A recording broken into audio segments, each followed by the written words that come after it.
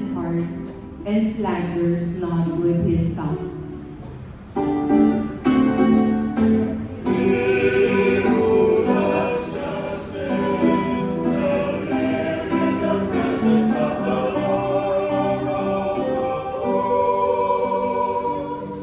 Who harms not his fellow man, nor takes up a reproach against his neighbor, by whom the reprobate is despised, while he honors those who fear the Lord.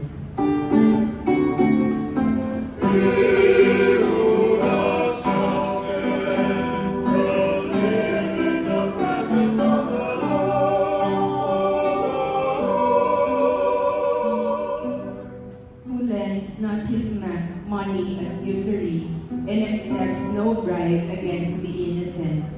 One who does these things shall never be disturbed.